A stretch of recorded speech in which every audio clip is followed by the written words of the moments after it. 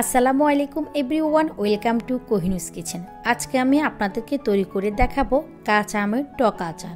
কাঁচা আম দিয়ে তো বিভিন্ন রকমের আচার তৈরি করে নেওয়া যায়, তবে আপনি যদি এই কাঁচা আমের টক আচারটা একবার তৈরি করতে পারেন তাহলে অনায়াসে 1 বছর এটা সংরক্ষণ করে খেতে পারবেন এবং এই আচারটা খিচুড়ির সাথে খেতে অনেক মজা লাগে। চলুন দেখে নেওয়া যাক কিভাবে এই অসম্ভব মজাদার টক আচারটা তৈরি করতে হয়। এখানে আমি 1 কেজি আম নিয়েছি। আমগুলোকে আমি ধুয়ে পরিষ্কার করে নিয়েছি। এখন একটা টিস্যু দিয়ে আমের গায়ে লেগে থাকা পানিগুলো আমি শুকিয়ে নিচ্ছি। আপনারা চাইলে সুতি কাপড় দিয়ে আমগুলোকে মুছে নিতে পারেন। আর চেষ্টা করবেন একদম শক্ত আটিওয়ালা আম নিতে, এতে করে আচারগুলো খেতে অসম্ভব মজা লাগে। এখন আমি আমগুলোকে টুকরো করে কেটে নিচ্ছি।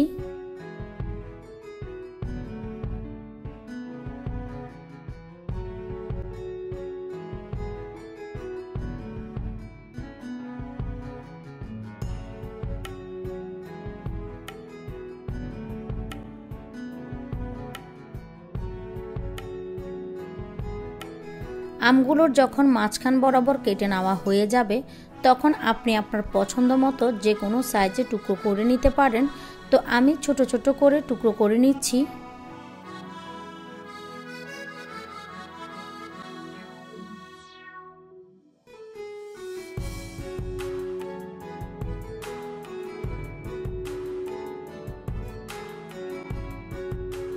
টুকরো করে নেওয়া হয়ে গিয়েছে।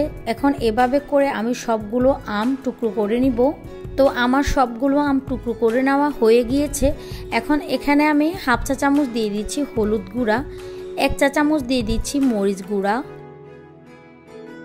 1 চা চামচ দিয়ে দিচ্ছি লবণ। এখন সব কিছু একসঙ্গে খুব ভালো করে আমি মেখে নিচ্ছি। মেখে নেওয়া হয়ে গেলে এখন একটা ছড়ানো পাত্রে আমি এই আমগুলোকে রোদে শুকাতে দিয়ে দিব। আর আপনারা চাইলে এই অবস্থায় কিন্তু সরিষা বাটাটাও দিতে পারেন।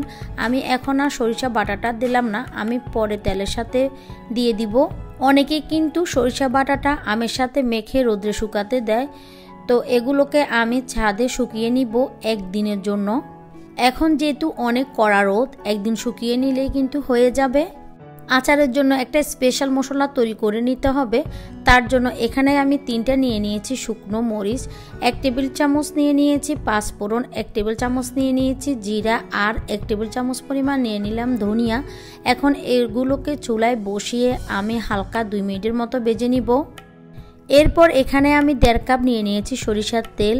তেলটা যখন হালকা গরম হয়ে যাবে তখন এখানে আমি দিয়ে দিচ্ছি 2 টেবিল চামচ পরিমাণ রসুন। আমি রসুনটাকে একটু তেঁতলে নিয়েছি। আর 2 টেবিল চামচ পরিমাণ দিয়ে দিচ্ছি সাদা সরিষা। আমি কাঁচামরিচ দিয়ে সাদা সরিষাটাকে বেটে নিয়েছি। এখন এটাকে হালকা 1 মিনিটের মতো আমি তেলের মধ্যে ভেজে নিব। সরিষার যে কাঁচা গন্ধটা আছে ওইটা চলে যাওয়া পর্যন্ত হালকা একটু ভেজে নিতে হবে। তো আমার তেলটা রেডি হয়ে গিয়েছে। এখন চুলা থেকে নামিয়ে এটাকে আমি ঠান্ডা করে নিচ্ছি। তেলটাকে হালকা ঠান্ডা করে নিয়েছি। এভাবে নেড়ে চেড়ে কিন্তু ঠান্ডা করে নিতে হবে।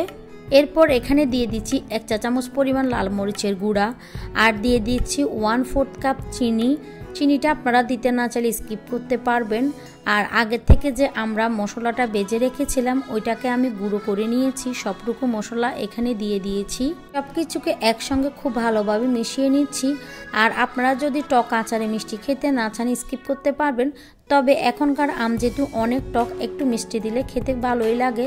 আর এদিকে আমার আমগুলো একদম শুকনো হয়ে গিয়েছে, দেখতে পাচ্ছেন। একদিনের রোদে কিন্তু অনেকটাই শুকিয়ে গিয়েছে। আমগুলোকে একদিনের বেশি শুকাতে যাবে না, কারণ এখন অনেক কড়া রোদ। একদিনের রোদ্রে কিন্তু যথেষ্ট শুকিয়ে যায়। আমার একদিনের রোদ্রে কিন্তু আমগুলো অনেকটাই শুকিয়ে গিয়েছে। সব আমগুলো তেলের মধ্যে দিয়ে খুব ভালোভাবে তেলের সঙ্গে মিশিয়ে নিচ্ছি। আমগুলোকে এমনভাবে শুকাতে হবে যেন আমের গায়ে লেগে থাকা পানিগুলো শুকিয়ে যায়। এভাবে শুকিয়ে নিলে কিন্তু হয়ে যাবে। আর বেশি শুকালে কিন্তু আমগুলো শক্ত হয়ে যাবে, পরবর্তীতে খেতে আর ভালো লাগবে না। তেল আর মশলার সাথে আমগুলোকে খুব ভালোভাবে মিশিয়ে নেওয়া হয়ে গিয়েছে। আর আমি কাছ থেকে একটু দেখিয়ে দিচ্ছি, দেখতেই পাচ্ছেন আমার আচারটা কিন্তু অনেক লোভনীয় লাগছে। এখন আমি আবারও পরিবেশন করে আপনাদেরকে দেখিয়ে দিচ্ছি। এই তো এরই মাঝে তৈরি হয়ে গেল আমার অনেক বেশি লোভনীয় কাঁচা আমের টক আচার। এটা খেতে কিন্তু অসম্ভব মজা। আর এই আচারটা কিন্তু বয়ামের মধ্যে একদম তেলের মধ্যে ডুবিয়ে রাখতে হবে। তো আমি এরকম একটা পরিষ্কার কাচের বয়াম নিয়ে নিয়েছি। এখন বয়ামের মধ্যে আমি এটাকে ঢুকিয়ে রেখে দিচ্ছি। এখন এই আচারটাকে আপনি 1 থেকে 1.5 বছরের মতো সংরক্ষণ করে রাখতে পারবেন।